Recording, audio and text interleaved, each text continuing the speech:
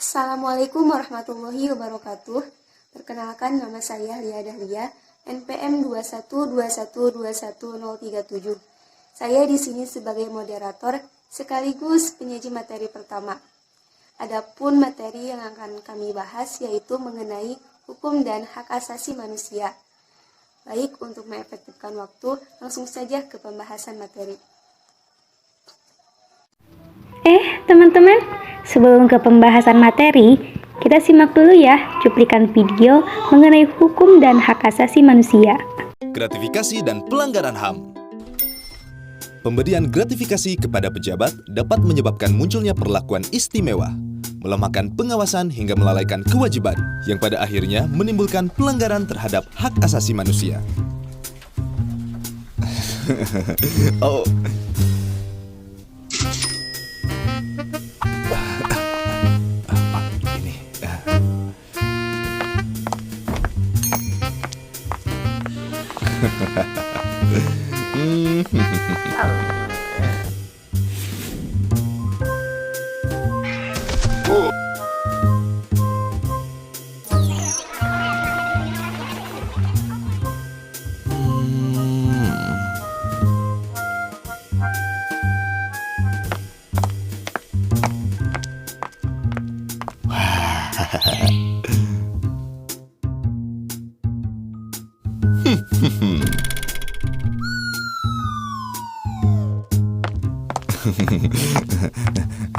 Silahkan.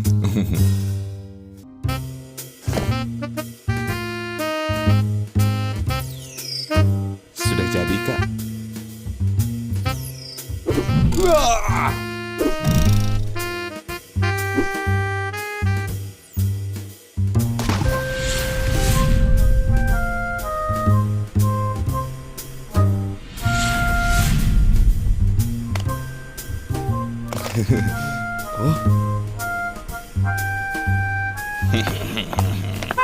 Oke. Ya. Terus. Ya.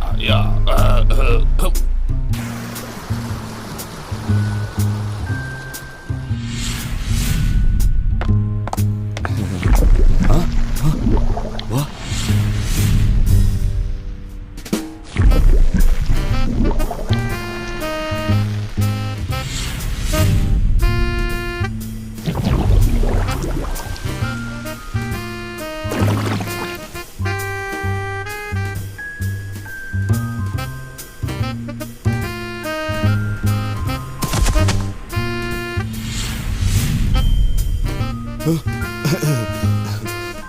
Cuek aja.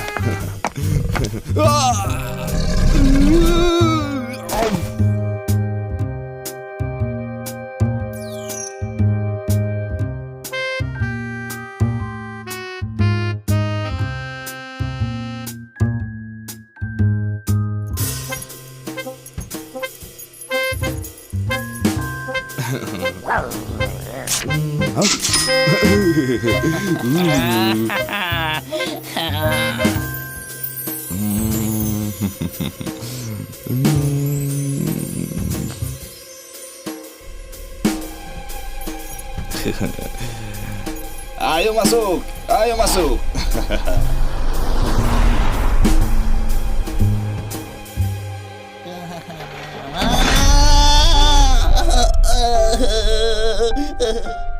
Perkenalkan, nama saya Lia Dahlia, NPM 212121037. Saya di sini sebagai pemateri pertama. Adapun materi yang akan saya bahas yaitu mengenai pengertian hukum dan sifat-sifat hukum. Yang pertama yaitu pengertian hukum. Hukum adalah peraturan yang berupa norma dan sanksi yang dibuat dengan tujuan untuk mengatur tingkah laku manusia, untuk menjaga ketertiban, keadilan, dan serta untuk mencegah terjadinya kekacauan. Selanjutnya, pengertian hukum menurut para ahli. Setiap ahli hukum mempunyai pendapatnya masing-masing mengenai pengertian hukum, seperti yang dikemukakan oleh ahli filsuf Yunani Plato. Beliau berpendapat bahwa hukum adalah peraturan yang tersusun secara sistematis membentuk sistem yang mengikat masyarakat. Nah, sedangkan menurut Aristoteles ini merupakan murid dari Plato.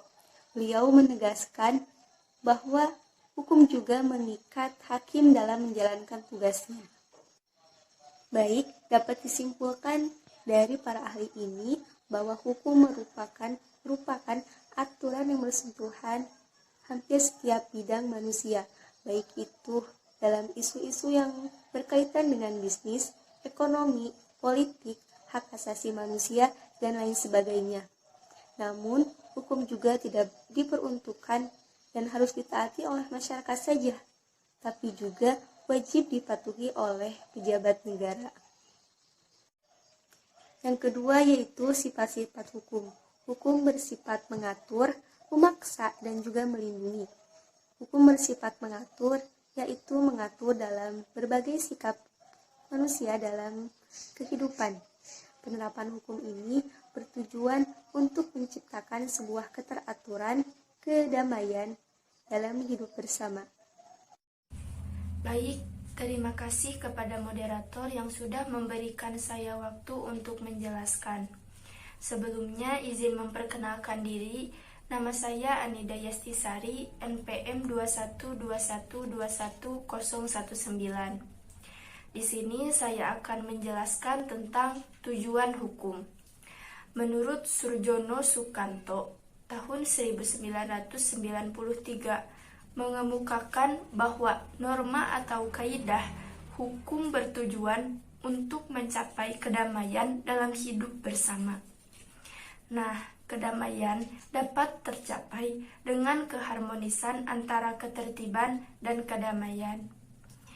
Jadi, tujuan hukum yaitu untuk menciptakan suasana kondusif dalam kehidupan berbangsa dan juga bernegara.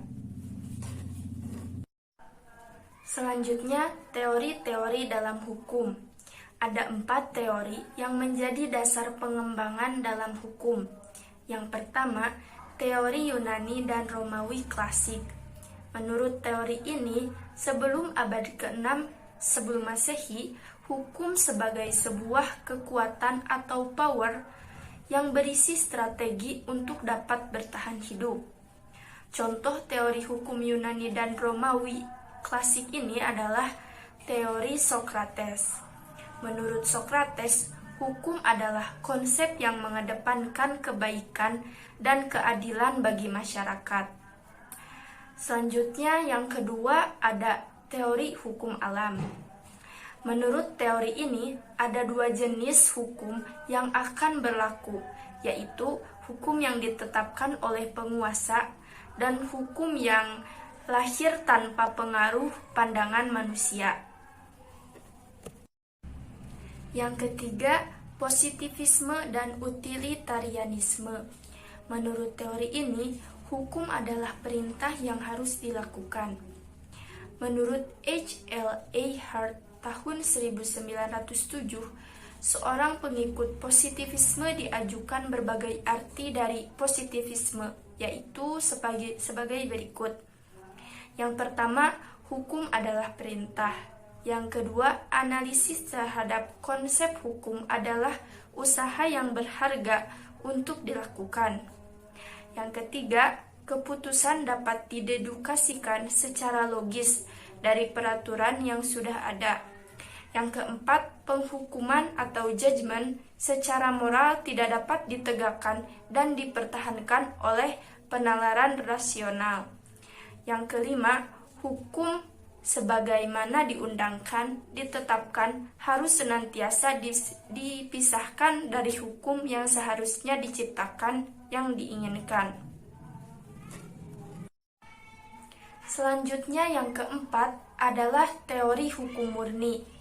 Menurut teori ini, hukum bebas dari naluri, ketentuan, keinginan, dan sebagainya.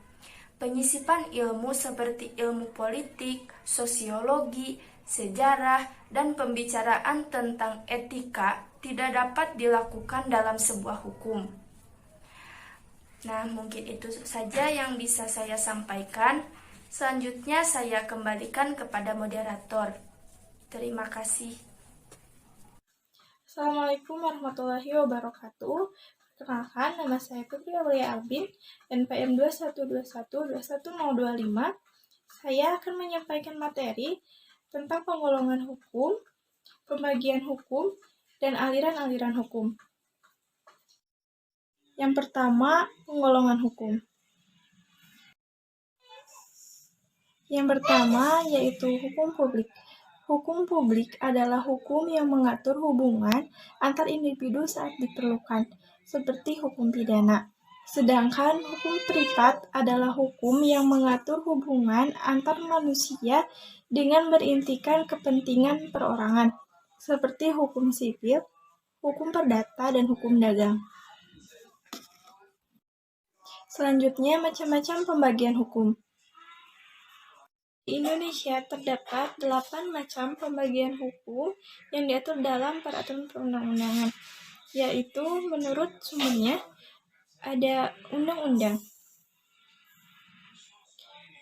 Undang-undang yaitu hukum yang berasal dari peraturan perundang-undangan yang dibuat oleh Dewan Perwakilan Rakyat dengan persetujuan Presiden.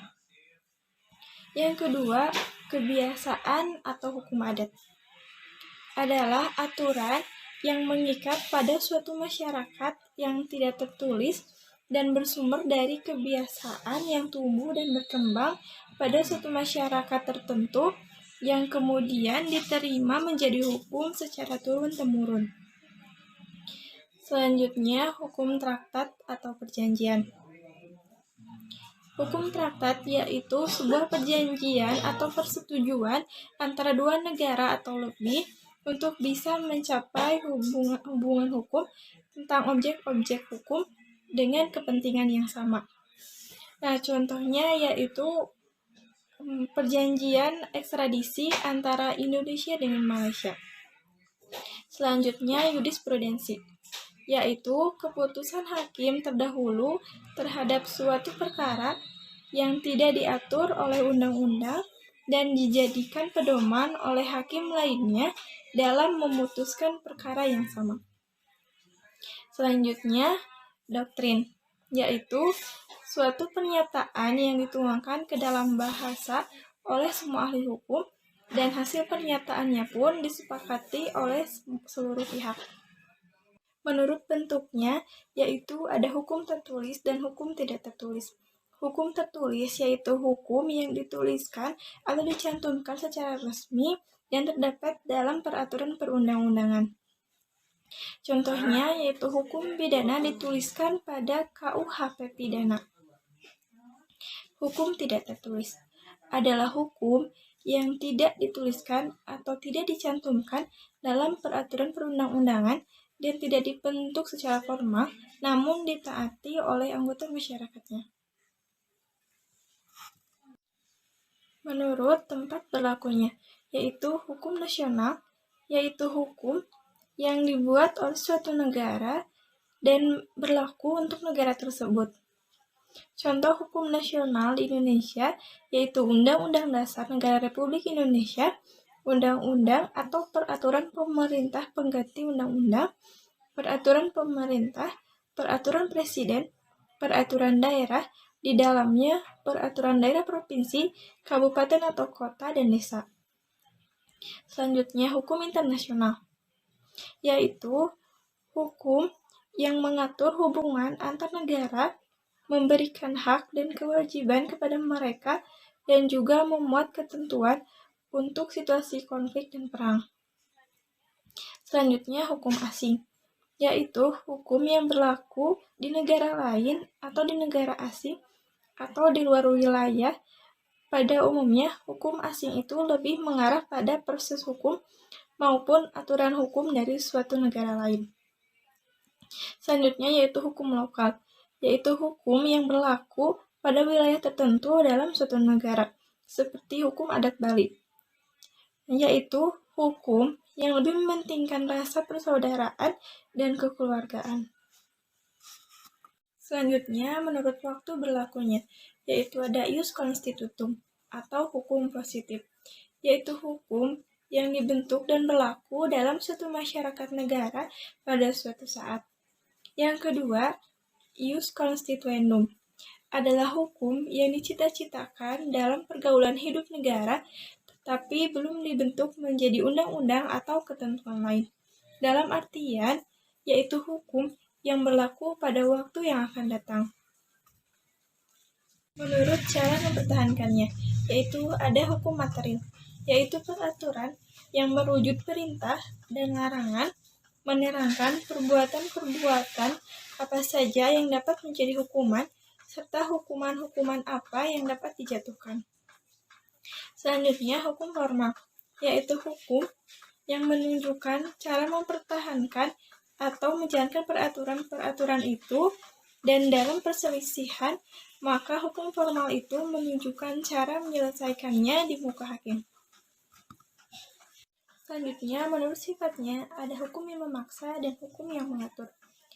Dikatakan bersifat memaksa karena hukum dapat memaksa semua masyarakatnya agar mentaati aturan hukum dan wajib dipatuhi, dan dikatakan memaksa karena seseorang yang melanggar hukum dipaksa agar mengikuti sanksi-sanksi yang berlaku sesuai undang-undang dan pasalnya. Contohnya, hukum pidana. Selanjutnya, hukum yang mengatur. Hukum membuat berbagai peraturan, baik peraturan dalam bentuk larangan maupun perintah yang akan mengatur segala tingkah laku manusia dalam kehidupan di masyarakat agar tercipta ketertiban dan keamanan.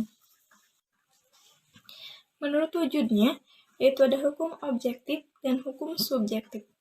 Hukum objektif merupakan hukum dalam suatu negara yang berlaku umum dengan tidak mengikat pada seseorang atau golongan tertentu. Contoh hukum objektif adalah hukum perdata. Hukum ini mengatur ranah hak, kewajiban, serta hubungan antar manusia. Hukum pidana. Hukum ini mengatur perbuatan apa saja yang bisa tergolong dalam ranah pidana beserta sanksinya. Hukum dagang. Hukum ini mengatur hubungan antar berbagai pihak dalam bidang perdagangan. Selanjutnya, itu hukum subjektif, yaitu hubungan yang diatur oleh hukum objektif berdasarkan nama yang satu mempunyai hak dan yang lainnya mempunyai kewajiban terhadap sesuatu. Disebut subjektif karena dalam hal ini hukum dihubungkan dengan seseorang tertentu, sesuatu subjek tertentu, dan contoh dari hukum subjektif adalah hak asasi manusia. Hak asasi manusia merupakan hak dasar manusia yang harus didapatkan. Contohnya, hak untuk bersekolah, kebebasan beragama, melanjutkan keturunan, dan sebagainya. Kedua, hak sebagai warga negara. Tentunya, sebagai warga negara, hak dan kewajibannya dijamin oleh undang-undang. Menurut isinya, yaitu ada hukum privat, yaitu hukum yang mengatur mengenai kepentingan masing-masing individu, misalnya perjanjian jual beli tanah, kepemilikan barang, dan hukum perdata. Selanjutnya, hukum publik, yaitu hukum yang mengatur hubungan antara warga negara dengan pemerintah. Contohnya, yaitu hukum administrasi negara, hukum pidana, dan hukum tata negara. Aliran-aliran hukum. Yang pertama, aliran legisme. Aliran legisme menganggap bahwa sesuatu dikatakan sebagai hukum apabila terdapat dalam undang-undang.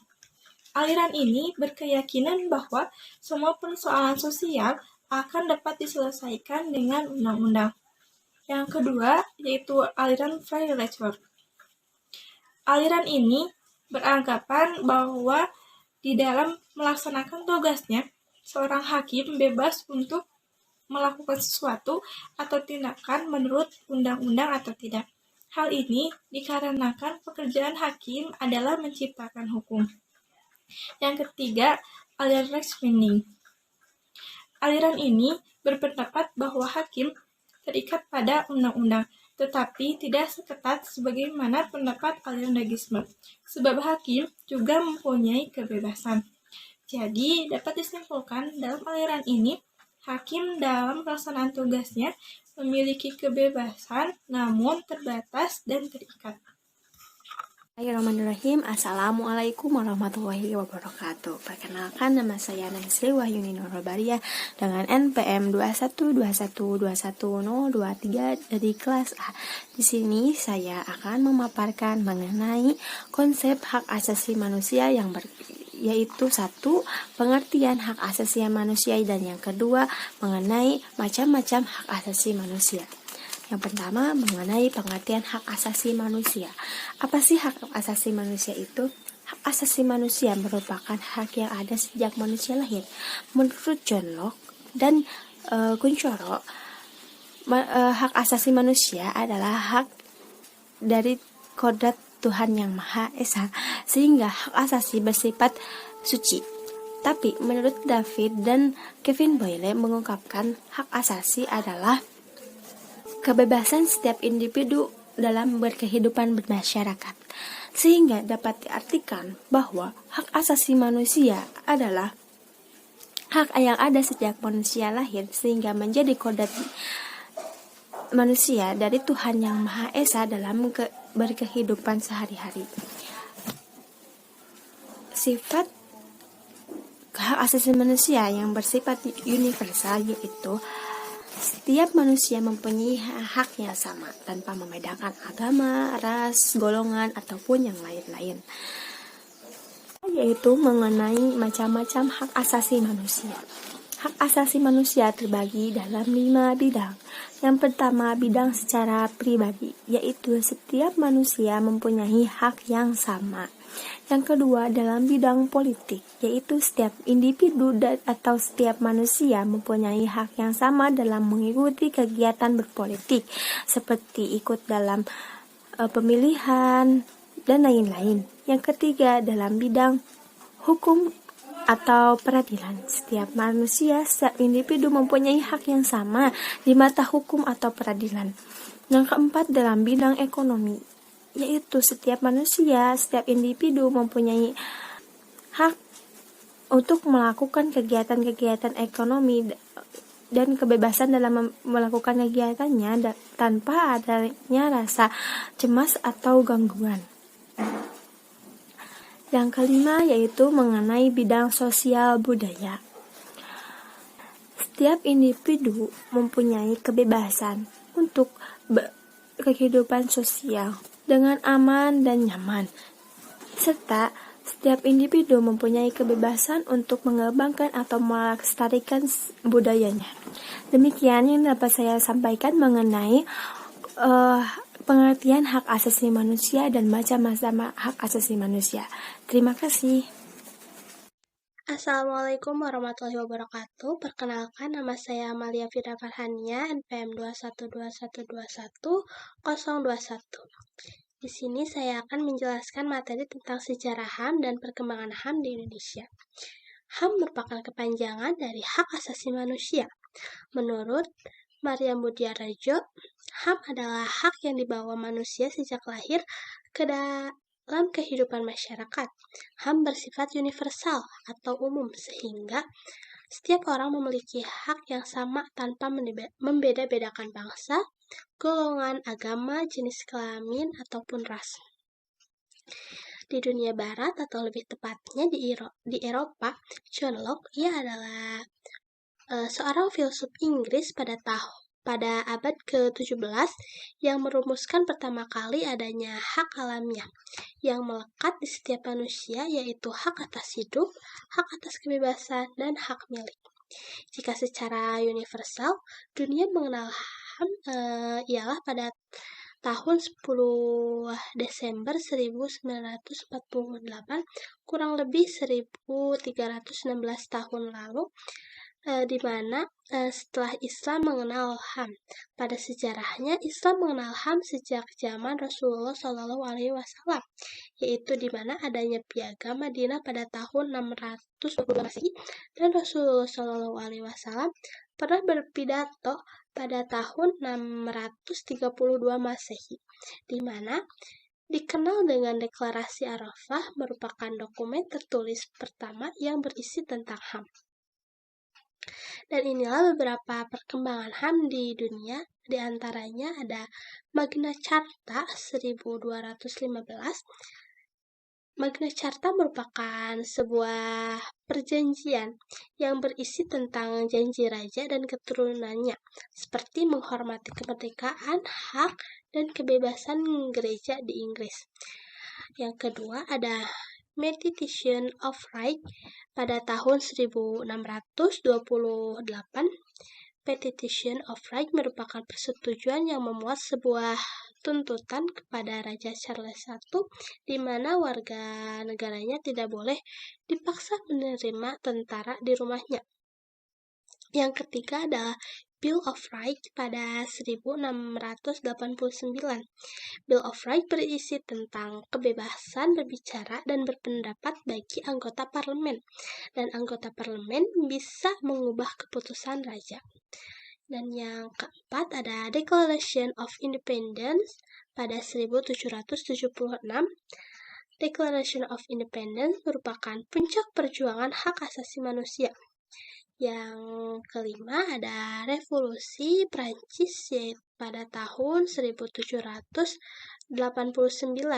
Revolusi Prancis merupakan sebuah perlawanan rakyat kepada rajanya sendiri, yaitu Raja Louis, di mana ia bertindak sewenang-wenang dengan kekuasaan yang ia punya, sehingga dibuatlah Revolusi Prancis yang bertujuan untuk membebaskan warga negara Prancis dari kekuasaan totaliter Raja Prancis. Dan yang terakhir adalah Universal Declaration of Human Rights, yaitu pada tahun 1948. Pada pasal 1 deklarasi ini dituliskan bahwa setiap individu yang dilahirkan memiliki harkat dan martabat yang sama. Poin selanjutnya yaitu tentang perkembangan HAM di Indonesia. Sejarah HAM di Indonesia. Indonesia dijajah oleh Belanda kurang lebih 300 tahun. Pada zaman penjajahan terdapat berbagai jenis bentuk diskriminasi dan pelanggaran HAM. Ada 3 stratifikasi sosial pada masa tersebut, yaitu kelas pertama ialah masyarakat Eropa pada masa penjajahan. Kelas kedua ialah masyarakat asing seperti Cina, India, dan Arab. Kelas ketiga ialah masyarakat pribumi.